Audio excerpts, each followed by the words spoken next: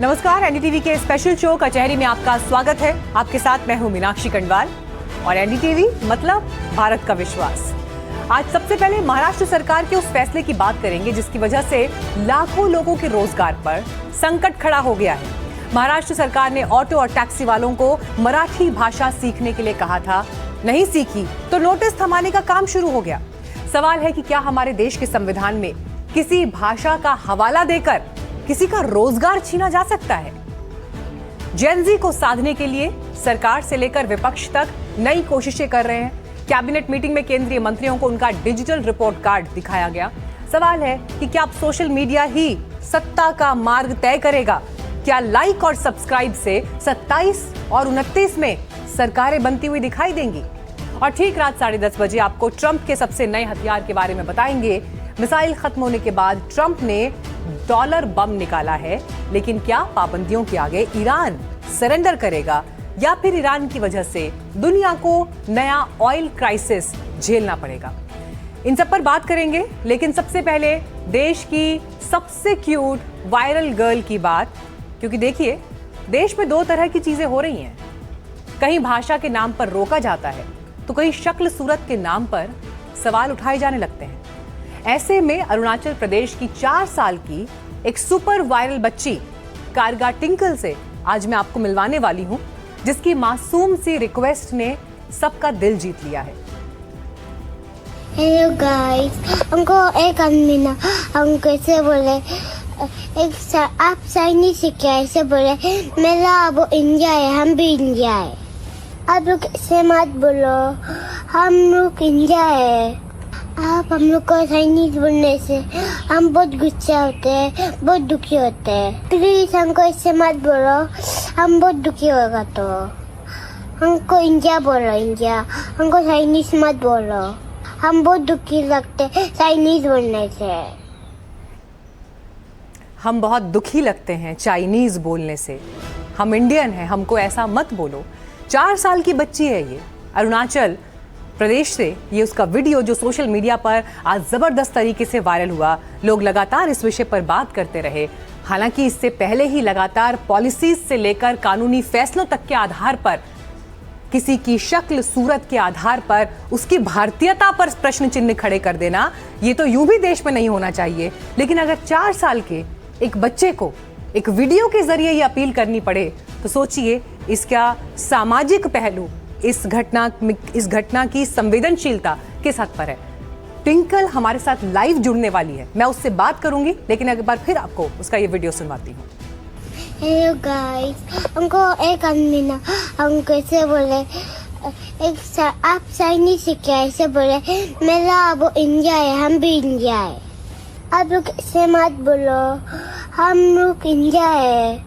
आप हम लोग को चाइनीज बोलने से हम बहुत गुस्से होते हैं, बहुत दुखी होते हैं। प्लीज हमको ऐसे मत बोलो, हम बहुत दुखी होगा। तो हमको इंडिया बोलो, इंडिया, हमको चाइनीज मत बोलो, हम बहुत दुखी लगते चाइनीज बोलने से। हमको इंडिया बोलो, हमको इंडिया बोलो, हमको चाइनीज मत बोलो, हमको दुख लगता है, गुस्सा आता है। तो टिंकल के इस वीडियो ने आज पूरे देश को झकझोरा है। मासूमियत चेहरे पर, मासूम लफ्ज, लेकिन जो उस बात के पीछे विषय है उसकी जड़ें बहुत गहरी हैं कि क्या हम अपने साथी नागरिकों को सम्मान की दृष्टि से देखते हैं, क्या सम्मान के साथ उन्हें एड्रेस करते हैं। ये देखिए स्क्रीन पर आपको सामने नन्ही सी टिंकल इस वक्त दिखाई भी दे रही हैं। एक छोटा सा टेडी उनके हाथ में मुझे दिखाई दे रहा है। Hello tinkle. हेलो। नहीं हो रहा है भैया जी। नमस्ते। हालांकि 4 साल की बच्ची के साथ जब आप बातचीत की कोशिश करते हैं तो वो संवाद आप कितना उसे कन्वे कर पाएंगे, समझा पाएंगे, कितना उससे सुन पाएंगे। लेकिन हमारी फिर भी कोशिश थी कि कचहरी में आज इस फाइल को आपके सामने ज़रूर खोलें कि भाषा के आधार पर, भौगोलिक परिस्थितियों के आधार पर जिन फासलों को हम देखते हैं, उन फासलों का असर अगर सम्मान के दायरे में आने लग जाए, अपमान के दायरे में आने लग जाए, तो सोचने की जरूरत है। आज 4 साल की टिंकल ने देश को झकझोरा है। मैं उसकी अलग अलग तस्वीरें इस वक्त आपको दिखा रही हूँ, जिसमें आप देखिए फौजी के किरदार में तिरंगा हाथ में लिए आपको टिंकल दिखाई दे रही हैं। लेकिन आज देश ने ये जरूर सोचा कि आखिर 4 साल की एक बच्ची को ऐसा वीडियो बनाने की जरूरत क्यों पड़ी। 4 साल की बच्ची के सामने ऐसी क्या परिस्थिति आई होगी जहां पर उसे ये कहना पड़ रहा है कि हम इंडियन हैं, हम चाइनीज नहीं हैं। ऐसी कौन सी घटनाएं, ऐसी कौन सी चैलेंजेस उसके सामने आए या उसके परिवार ने ऐसा क्या झेला कि उसे ये कहना पड़ा। मुझे ऐसा लगता है जो तस्वीरें इस वक्त हम दिखा रहे हैं जरूर ये स्वतंत्रता दिवस के आसपास के कार्यक्रम से जुड़ी हुई रही होंगी। तो मैं बस इंतजार कर रही हूँ क्योंकि अरुणाचल प्रदेश से टिंकल इस वक्त हमारे साथ जुड़ रही हैं। कुछ नेटवर्क कनेक्टिविटी के इश्यूज आ रहे हैं, लेकिन जैसे ही टिंकल हमारे साथ जुड़ेंगी मैं आपको ले चलूंगी। लेकिन महाराष्ट्र की जिस खबर का आज मैंने जिक्र किया कि भाषा को लेकर अगर रोजगार भाषा के आधार पर मिलने लगे और इसे शक्ति के साथ थोपा जाए तो क्या इसे जायज ठहराया जा सकता है। और ये तस्वीर आज महाराष्ट्र में नोटिस के रूप में कैसे दिखाई दी, देखिए।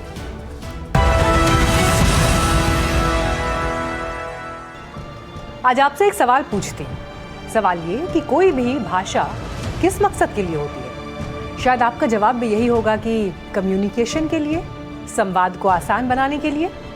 लेकिन कोई भाषा अगर किसी इंसान का जमाया रोजगार छीनने की वजह बन जाए या भाषा की वजह से लाखों परिवारों की रोजी रोटी छीनने का खतरा पैदा हो जाए तो चिंता जरूर होनी चाहिए। जैसे आज मुंबई में हो रहा है। यहाँ सिर्फ गाड़ियों का नहीं बल्कि भाषा का भी टेस्ट शुरू हो गया है। मराठी के क्लास लगाए थे कि नहीं? अभी साहब कितना उम्र है? 60 थोड़ी पण मराठी येत नाही का? थोड़ा आते हो।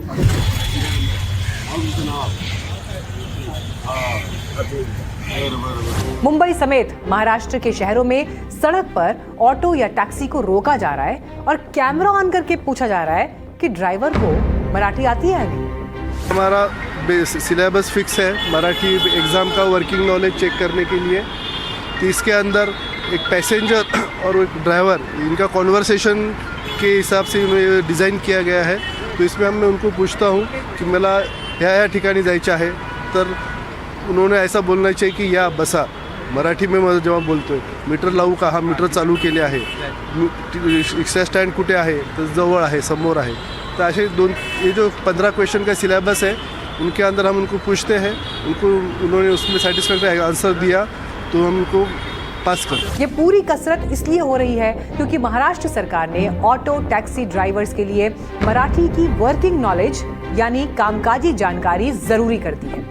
नियम नहीं माना तो पहले 1 महीने का नोटिस मिलेगा, फिर 3 महीने तक लाइसेंस और बैज सस्पेंड, और उसके बाद भी बात नहीं बनी तो लाइसेंस कैंसिल होने तक की नौबत आ जाएगी। जिन रिक्शा वालों को मराठी आता नहीं है उनको हम ऐसी नोटिस दे रहे हैं। इस तरह की नोटिस दी जा रही है। इसमें यह लिखा हुआ है कि 1 महीने के अंदर उनको मराठी सीखना है। जो सेंट्रल गवर्नमेंट ने चालू किया है वहाँ पे ही सीखना है।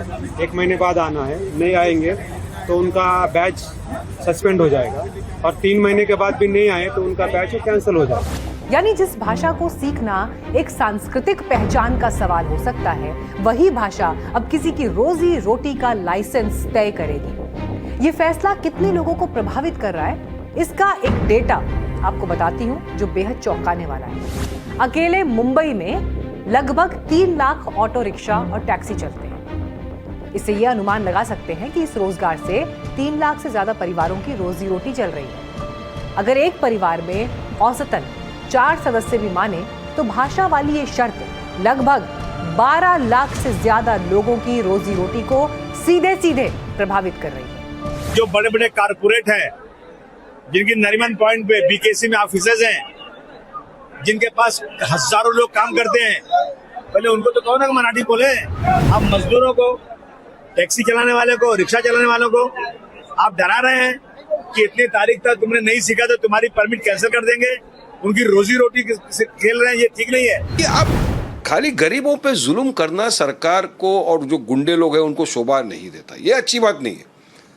सीखना चाहिए मराठी, आप टाइम दो, मराठी बोलेंगे लोग। और यहीं से सवाल उठता है कि भाषा जरूरी है, लेकिन क्या भाषा रोजगार की, एम्प्लॉयमेंट की, नौकरी की शर्त हो सकती है? क्योंकि संविधान में जो व्यवस्था है वो तो बड़ी साफ है। भारतीय संविधान का अनुच्छेद 19 देश में कहीं भी रहने और काम करने की आजादी देता है। विशेष रूप से अनुच्छेद 19 सबसेक्शन 1E भारत के किसी भी हिस्से में बसने का अधिकार देता है। और अनुच्छेद 19 सबसेक्शन 1G कोई भी पेशा, व्यापार या काम करने की स्वतंत्रता देता है। ये संविधान के खिलाफ जाता है और जिनको मराठी नहीं आती और उनके अगर लाइसेंस कैंसिल कर दिए जाते हैं तो ये उनके साथ नाइंसाफी होगी, अन्याय होगा। संविधान से मिली इसी छतरी के नीचे लाखों लोगों का रोजगार चल रहा है, जीवन यापन चल रहा है। महाराष्ट्र में भी बहुत से ड्राइवर बाहर से आए हैं, कोई यूपी से, कोई बिहार से, कोई मध्य प्रदेश से। किसी ने सालों पहले मुंबई को अपना घर बना लिया। मुंबई ने इन्हें मेहनत के दम पर कमाने का मौका दिया, लेकिन अब सिर्फ मेहनत से काम नहीं चलेगा। उनके रोजगार पर भाषा की तलवार चल पड़ी। कौन कौन से शब्द आप इनसे पूछ रहे हो जब इनके ऊपर आप कार्रवाई के लिए आए हो? तो उन्हें बेसिकली हम जो जैसे राइट लेफ्ट चलना, गाड़ी स्लो चलाना, वो हमें वो उनको हम जो है तो मराठी में पूछ रहे हैं और उनसे मराठी में रिप्लाई दे रहे हैं। तो बेसिकली उतना ही हो रहा है। तो आप देख सकते हो इस तरीके से कार्रवाई की शुरुआत हो चुकी है। क्या कुछ सवाल पूछा है आपसे आरटीओ ने? जी सर, पूछा, पूछते हैं मराठी सीखने के लिए। बोले मला माहिती है, मला अभी बाला पासून दुकानी नाका वरसून उतरू। महाराष्ट्र में मराठी आना जरूरी है, आप भी समझते हो? हाँ, आना जरूरी है। लेकिन यहाँ असल सवाल ये नहीं कि मराठी क्यों सीखे। सवाल ये है कि अगर कोई नहीं सीख पाया तो क्या उसकी रोजी चली जाएगी? सुनिए महाराष्ट्र सरकार के परिवहन मंत्री प्रताप सरनाईक क्या कह रहे हैं। महाराष्ट्र में अगर व्यवसाय करना होगा, महाराष्ट्र में अगर पैसा कमाना होगा तो मराठी संस्कृति का आदर करना होगा। मराठी भाषा जो हमारे पंतप्रधान नरेंद्र मोदी जी ने अभिजात भाषा का दर्जा उसको दिया, वो कायम रखने का काम हमारी महाराष्ट्र की संस्कृति कर रही है।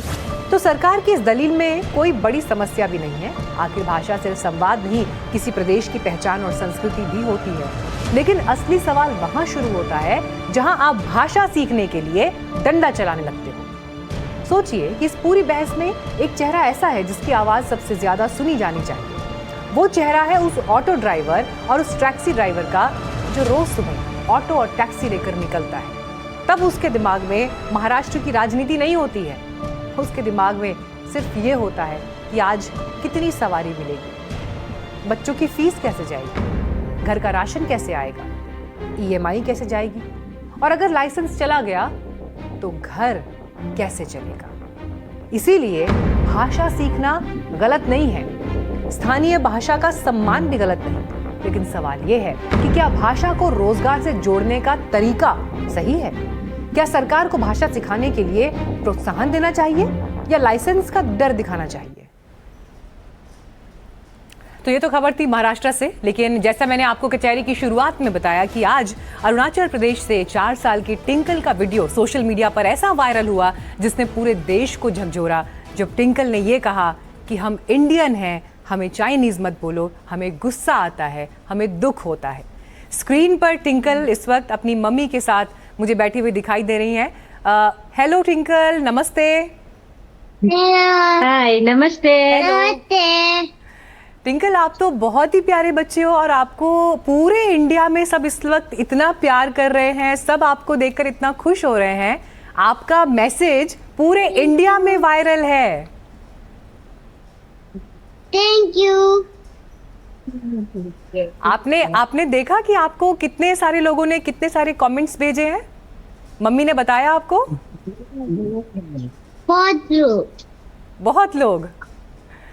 अच्छा, तो टिंकल को ये वीडियो बनाने के लिए किससे इंस्पिरेशन मिला? ये वीडियो किसने बनाया टिंकल का? ये टिंकल का एक वीडियो था आइसक्रीम खाने वाला। तो उसमें एक आदमी जो इंसान जो कमेंट किया कि टिंकल को ये चाइनीज बच्चा हिंदी क्यों बोल रहे, ऐसे बोला था। तो टिंकल को दुख हो गया थोड़ा सा ना, तो ये बोला मामा हमको आदमी लोग, हम टिंकल को बताया एक आदमी जो आपको चाइनीज बोल रहे हैं बोल के, तो टिंकल को दुख हो गया। तो टिंकल को वीडियो बनाएगा बोल के और ये कुछ से वीडियो बनाया था। आयुम मैम, हम इतना ज़रूर कह सकते हैं कि आज जैसे ही ट्विंकल का वीडियो वायरल हुआ पूरे इंस्टाग्राम पर, अलग अलग प्लेटफॉर्म्स पर, उस वीडियो ने सभी को झकझोरा कि आखिर एक 4 साल की बच्ची को अगर ये मैसेज देना पड़ रहा है, इसका मतलब आज भी देश में इस तरह की बातें, इस तरह के कमेंट्स किए जा रहे हैं जिसके प्रति सबको अवेयर होना, जागरूक होना ज़रूरी है। आपको कैसा लग रहा है कि टिंकल आज इस मैसेज का फेस बनकर जिस तरह से उभरी है? हमको हमको बहुत खुशी लग रहा है क्योंकि मेरा बेटी ऐसे वीडियो बना दिया है तो सबके लिए भी अवेयरनेस है और इतना सबके लिए भी अच्छा है ना, तो हमको बहुत खुशी है। हम भी मालूम ऐसे सोचा भी नहीं था वीडियो इतना वायरल हो जाएगा बोल के ना, हम लोग भी ऐसे वीडियो बना लिया था। जी मैंने देखा कि टिंकल की बहुत सारी फोटोज स्वतंत्रता दिवस से जुड़ी हुई, इंडिपेंडेंस डे और बाकी प्रोग्राम्स जिसमें फौजी की वर्दी पहनी है, हाथ में तिरंगा लिए हुए है, तो क्या कोई ऐसा गीत, कोई ऐसी पोइट्री टिंकल सुना सकती है हमें अभी? टिंकल आप कोई पोइट्री सुनाओगे हमें? टिंकल गा सकती है। Please please. यस बोलो, आपको जनगण सुना बोलो, तरह करके गाते हैं आने को। टिंकल को अभी थोड़ा नींद भी आ गया ना। जी कचहरी का समय थोड़ा देर से है, लेकिन हम खुश है कि नन्ही ट्विंकल आज हमारी गेस्ट है। बहुत खुशी है। अनुपम शब्दन करके अच्छे से करके जन गण मन अखिल जय भारत बाला पियाता बंजा मदिन अगुजिराम नजराता बापे उदिसरे बंगा विंजय माशरी यमुना बंगा उच्चरी माशरी गंगा तब जुबानंद जागे तब जुबानंद जिमागे बाबी जय कर बंगा जनगण मन अखिल जय भारत बाला पियाता जय आए जय आए जय आए जय जय जय जय हिंद। जय हिंद। ट्विंकल आपने जिस तरह जनगण मन अभी राष्ट्रगान गाया है, यूं तो राष्ट्रगान हम लोग अलग अलग कार्यक्रमों में अटेंड करते आए हैं, लेकिन ये बहुत खास था जो एनडीटीवी के दर्शकों ने आज आपके साथ देखा है। अच्छा टिंकल को और क्या क्या पसंद है और क्या क्या गाना आता है टिंकल को? क्या गाना गाते हैं मालूम है? जनगण का बात, और क्या गाना मालूम है? पूछा है जनगण का, बताओ जनगण का बात। और खाने में क्या पसंद है टिंकल को आइसक्रीम के अलावा? आपको क्या पसंद है? आपको बोलो। आपका फेवरेट क्या है? Pizza, chicken, pizza, chocolates? Chocolates पसंद है? अच्छा ये बताइए जरा, आजकल तो देश में जेनजी को लेकर बहुत बहस है, लेकिन टिंकल तो मुझे लगता है जेनजी से भी 1-2 जनरेशन आगे वाली है, तो टिंकल की मम्मी कैसे हैंडल करती हैं टिंकल का मूड? एडजस्ट तो हो जाता है, लेकिन तकलीफ में तो बहुत तकलीफ है ना।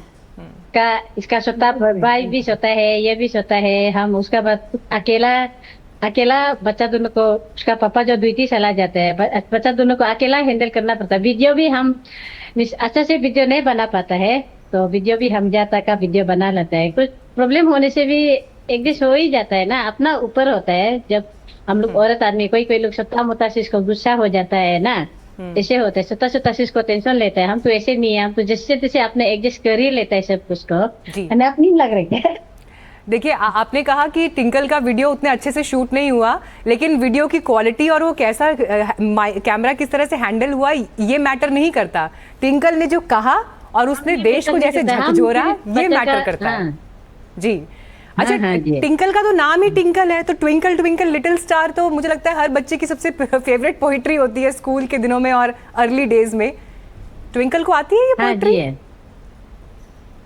टिंकल, आप टिंकल टिंकल गाना गाने आता है?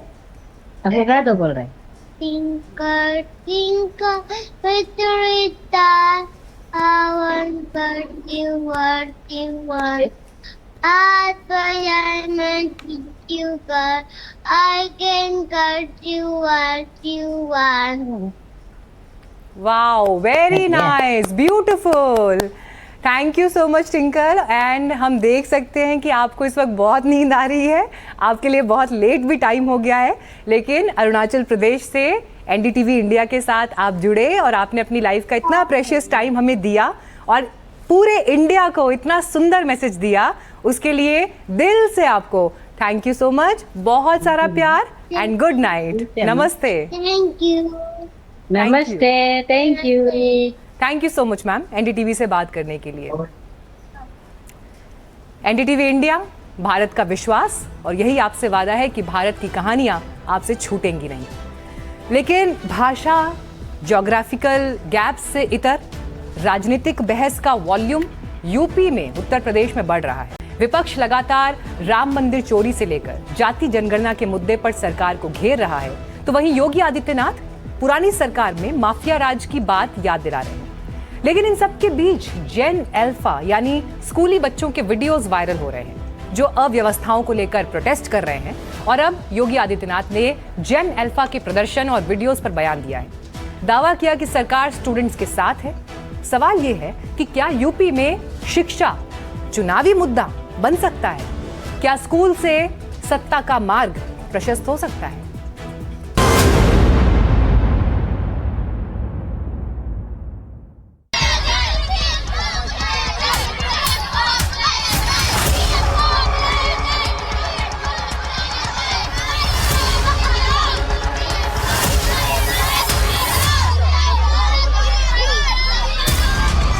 आंदोलन क्या होता है ये अब छोटे छोटे बच्चे दुनिया को सिखा रहे हैं, बता रहे हैं, और सरकार और प्रशासन का ध्यान अपनी तरफ इस अंदाज में खींच रहे हैं। पहले समस्या बताते हैं, वीडियो बनाते हैं, नारे भी लगाते हैं, और फिर सिस्टम दौड़ा दौड़ा इनकी बात सुनने चला आता है। महोबा में स्कूली बच्चों यानी जेन अल्फा ने खराब रास्ते और जलभराव से परेशान होकर जाम लगा दिया था। असर ये हुआ कि डीएम और एसपी खुद गांव पहुंचे, बच्चों को सड़क दुरुस्त करने, लाइब्रेरी बनवाने और बच्चों से बदतमीजी करने वाले पुलिसकर्मियों के खिलाफ सख्त कार्रवाई का आश्वासन दिया। आज गांव-गांव में कंप्यूटर की शिक्षा लखनऊ में शिक्षकों की कमी को लेकर सर्वोदय विद्यालय की छात्राओं ने सड़क पर प्रदर्शन किया था। असर ये हुआ कि अब सर्वोदय स्कूलों में 500 शिक्षकों की तैनाती होगी। हमीरपुर में बदहाल सड़क को लेकर बच्चे कलेक्टर के ऑफिस तक पहुंच गए। प्रदर्शन वीडियो की शक्ल में बाहर आया। अफसरों को बच्चों की बात सुननी पड़ी। इसी तरह उन्नाव में सरकारी स्कूल के बच्चे सड़कों पर उतरे। खाना ठीक नहीं मिलने, शुद्ध पेयजल की व्यवस्था नहीं होने, साफ सफाई की समस्या और शिक्षकों की कमी जैसी अव्यवस्थाएं गिनाई, नारेबाजी की। असर फौरन हुआ। अफसरों ने बच्चों से बात की, कार्रवाई का भरोसा दिया। ये कुछ तस्वीरें हैं जो इस वक्त सुर्खियों में हैं, लेकिन तथ्य यही है कि शिक्षा व्यवस्था में सुधार को लेकर कई बच्चे रोजाना इसी तरह प्रोटेस्ट कर रहे हैं। लेकिन सवाल है कि सरकार इन प्रोटेस्ट को, नन्हे नायकों को, नन्हे विपक्ष को कैसे देखती है? ये जो नई पीढ़ी है, जो नई पीढ़ी है, जागरूक पीढ़ी है, और नई पीढ़ी है उसमें संकोच नहीं है। अगर गलत है तो गलत है। इसीलिए कभी डॉक्टर राम मनोहर लोहिया जी ने कहा था कि अगर बुराई खत्म करनी है तो बुरे को बुरा कहना पड़ेगा। और कम से कम ये नई पीढ़ी है जो कह रही है कि ये खराब बात है, ये गलत बात है। उनके लिए विकास चाहिए, उनकी चीजें बेहतर हो, सुधरें। यही हमारी आपकी कोशिश होनी चाहिए, और हम लोग कोशिश भी यही करते हैं। आज ये कह रहे हैं कि हम स्कूलों का वीडियो बनाएंगे। जरूर बनाओ भाई। 17 के पहले न भवन थे, और भवन था तो शिक्षक नहीं था, शिक्षक नहीं था, शिक्षक है तो छात्र नहीं थे। अगर छात्र भी है, शिक्षक भी है, तो आधे बच्चे सत्र पूरा होने के पहले ही छोड़ करके चले जाते थे, क्योंकि पेयजल की व्यवस्था नहीं थी, टॉयलेट नहीं थे। इसका मतलब यह है कि सरकारी लेवल पर बच्चों की समस्या को एड्रेस किया जा रहा है। पिछली सरकार को कटघरे में खड़ा किया जा रहा है। सवाल है, यूपी में सरकारी स्कूलों का सिस्टम कैसा है? केंद्र सरकार का डाटा कहता है कि यूपी में कुल स्कूलों की संख्या में इजाफा हुआ है। 2021-22 में 2,58,000 से ज्यादा स्कूल थे, अब 2,66,000 से ज्यादा है। लेकिन जहां तक सरकारी स्कूलों का सवाल है, तो केंद्र सरकार के मुताबिक यूपी में 2021-22 में 1,37,000 से ज्यादा स्कूल थे, जो अब घटकर 1,36,947 रह गए हैं। एक अहम मुद्दा टीचर्स की कमी का है, तो इसे लेकर केंद्रीय शिक्षा मंत्रालय की रिपोर्ट में बताया गया कि इस वक्त यूपी के सरकारी स्कूलों में 81,000 से ज्यादा टीचर्स के पद खाली हैं। हालांकि सीएम योगी आदित्यनाथ का कहना है कि शिक्षा को लेकर हर लेवल पर काम किया जा रहा है। हमने तो ऑपरेशन कायाकल्प के माध्यम से हर स्कूल के अच्छी फ्लोरिंग बनवाने में योगदान किया है। बालक और बालिकाओं के लिए अलग अलग टॉयलेट बनवाए हैं, पेयजल की व्यवस्था दी है, स्मार्ट क्लास और डिजिटल लाइब्रेरी वहां दी है, फर्नीचर देने के कार्य किए गए हैं। हर बच्चे को 1,60,00,000 बच्चे के लिए बैग भी दिया है, बुक्स भी दिया है, 2 यूनिफॉर्म प्रत्येक बच्चे को,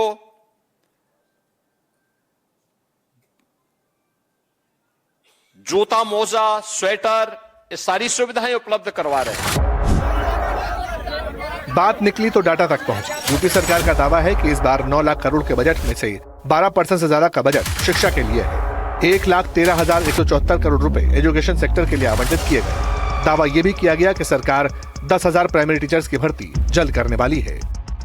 सवाल यह है कि क्या यूपी में अब शिक्षा व्यवस्था का मुद्दा चुनावी मुद्दा बनने लगा है? क्या इसी को लेकर 27 के चुनाव का सिस्टम सेट हो सकता है? और क्या एजुकेशन के मुद्दे पर कोई सरकार सत्ता में आ सकती है? इसे समझने के लिए थोड़ा पीछे चलना होगा। दिल्ली में केजरीवाल सरकार ने 2020 का चुनाव शिक्षा और हेल्थ के मुद्दे पर लड़ा था। तब उसे 70 में से 62 सीट मिली थी। केजरीवाल सरकार का दावा था कि उसने शिक्षा पर 25% बजट खर्च किया, जो 13% वाले नेशनल एवरेज से ज्यादा रहा। दावा यह भी था कि 2015 में दिल्ली में 24,100 क्लासरूम थे, लेकिन 2024 के आखिर तक स्कूलों में 22,700 नए क्लासरूम जोड़ दिए गए। तो क्या लखनऊ में भी शिक्षा जैसे मुद्दों से होते हुए सत्ता का सफर तय किया जा सकता है, या फिर इस बार राम मंदिर चढ़ावा चोरी और जाति जनगणना जैसे मुद्दे ही हावी रहेंगे? तो सोशल मीडिया के जरिए सत्ता की सिद्धि हासिल करने का रास्ता तलाशा जा रहा है, लेकिन इस बीच कुछ ऐसे मुद्दे सिर उठा रहे हैं जो सरकार के लिए चुनौती हो सकते हैं, जैसे इन दिनों चीनी के रेट का मसला है।